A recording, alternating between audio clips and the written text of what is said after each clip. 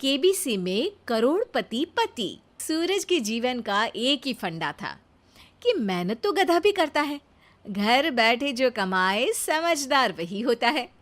इसीलिए उसने कभी नौकरी ही नहीं ढूंढी। इस बात से हालांकि उसकी पत्नी शिखा बिल्कुल भी अग्री नहीं करती थी, पर फिर भी सूरज को समझाना बेकार था।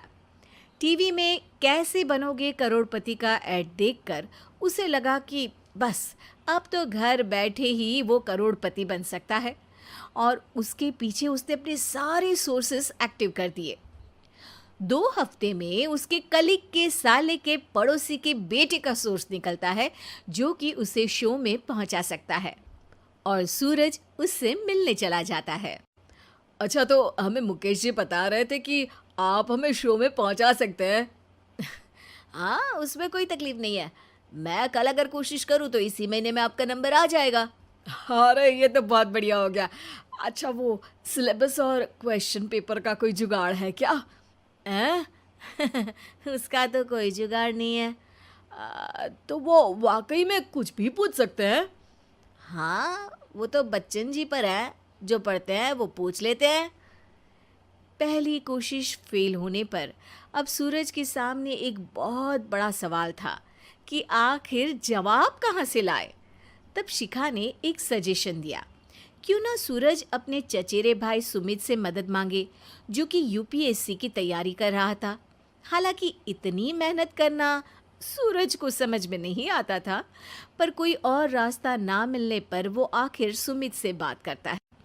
अरे सुमित, हमारा कैसे बनोगे करोड़पति के लिए सिलेक्शन होने वाला है। तुम हमें थोड़े चिट बनाने में मदद करोगे क्या?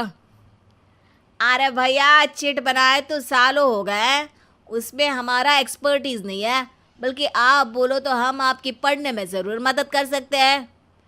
हट, कैसी अनाप शराब बातें कर रहा है तू। सूरज ने सुमित को मना तो कर दिया था, पर तैयारी करने के सिवाय कोई चारा उसे दिख भी नहीं रहा था। खासकर जब 12 के पेपर लीक करने के एक्सपर्ट शुक्ला जो भी हाथ जोड़ लेते हैं। आखिर सूरज को सुमित के पास जाना ही पड़ा, और उसने सुमित और शिखा से वादा किया कि वो बहुत मेहनत करेगा।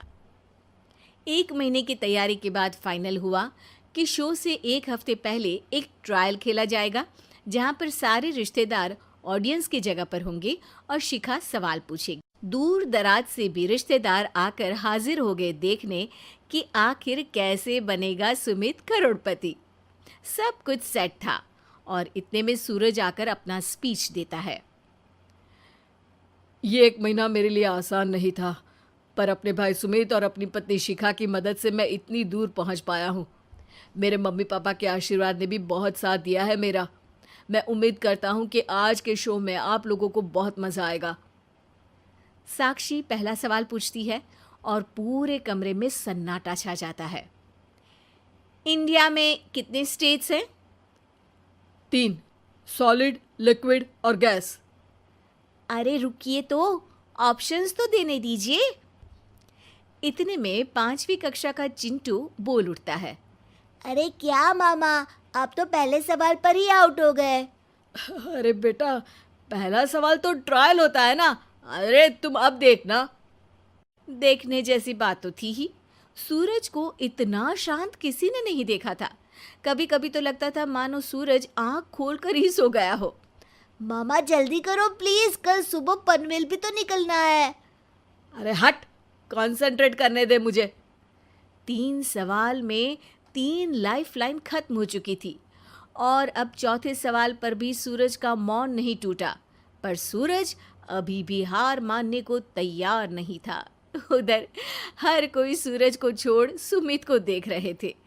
आखिर सुमित ने ही तो पढ़ाया था सूरज को। गजब बेइज्जती है यार। अरे बेटा, तो बाप का, दादा का, भाई का, सबका नाम बुड़वाएगा। अरे 3 लाइफलाइन ले ली तो भी तेरा कुछ नहीं होना है। अरे कोई इतनी बात करता है क्या शो पर? अरे बेटा, शो पर तेरे जैसे भी तो नहीं आते ना। सूरज की ये जंग आखिर 1 घंटे बाद 5वें सवाल पर खत्म हो गई, जब उसने इंडिया के नेशनल बर्ड का नाम कहा, कौवा। अरे बेटा, मज़ा तो बहुत आया, बस थोड़ा टाइम पर ख़त्म होता तो आनंद भी आ जाता। ताने बारिश के बूंदों की तरह बरस रहे थे और सूरज को भी समझ आ रहा था कि ये करोड़पति बनना शायद उसके बस के बाहर की बात है। पर वो आखिर ये बात मान कैसे लेता?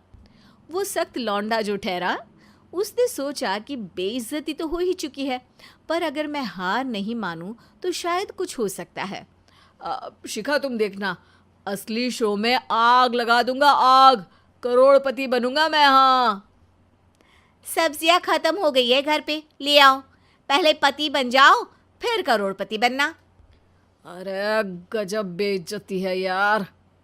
बेटा, अभी तो घर पर ही हुई है, 1 हफ्ते में तो तुम देश के सामने करवा कर आओगे। वैसे जब टीवी पर जाओ ना, तो बस अपने मम्मी का ही नाम लेना, ठीक है? कोई पूछे तो बोलना कि पापा नहीं है मेरे। अरे पढ़ाई की, पेपर निकलवाए, इतने सारे लोगों को खाना खिलवाया, क्या फ़र्क पड़ा? इसीलिए मैं कहता हूँ कि मेहनत तो गधा भी करता है, घर बैठे जो कमाए वही सिकंदर।